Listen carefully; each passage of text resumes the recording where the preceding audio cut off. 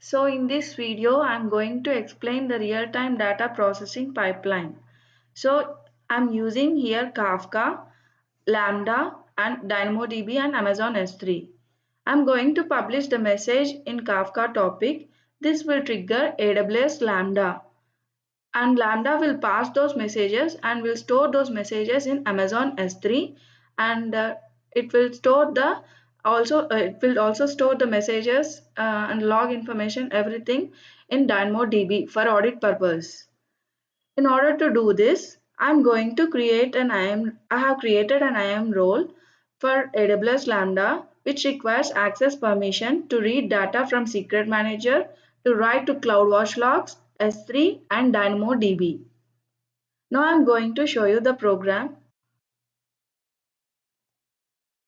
So my use case is like user activity in order to track the user activity from any e-commerce website.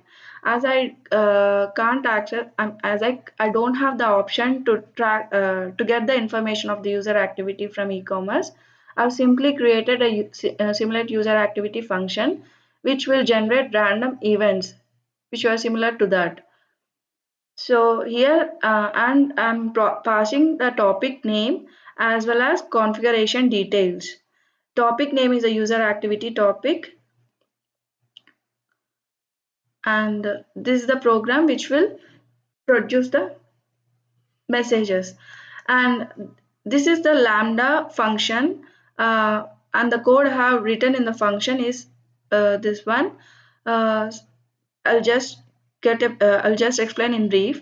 So this is the once the messages are present in the Kafka, it will trigger Lambda.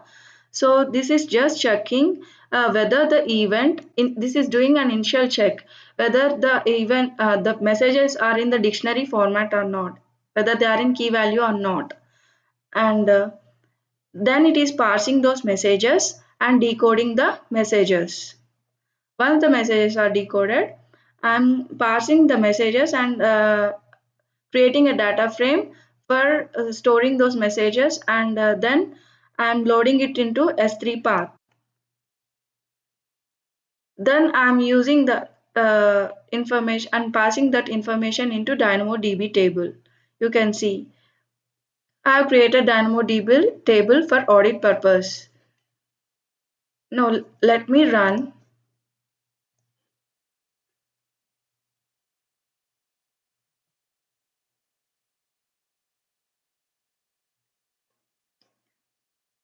Uh, yeah, all messages are delivered.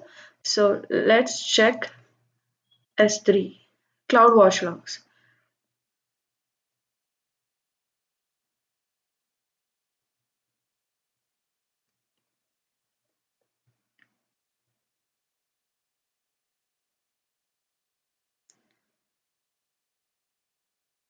See, you can see the messages here which were sent to S3 in CSV format. This is the and the messages are also pushed to DynamoDB table. Now let's check in Amazon S3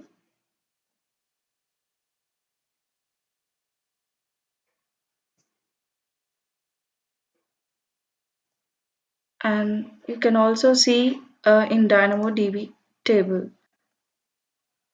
Yeah, the messages were passed to DynamoDB table also. Now I'm going to select this and will download and let's see the format. See, I have passed two messages. This is one of the messages which I have passed. User ID, event type, timestamp, and the event details, user details. Thanks for watching. Hope this video is helpful to you and please encourage me in subscribing.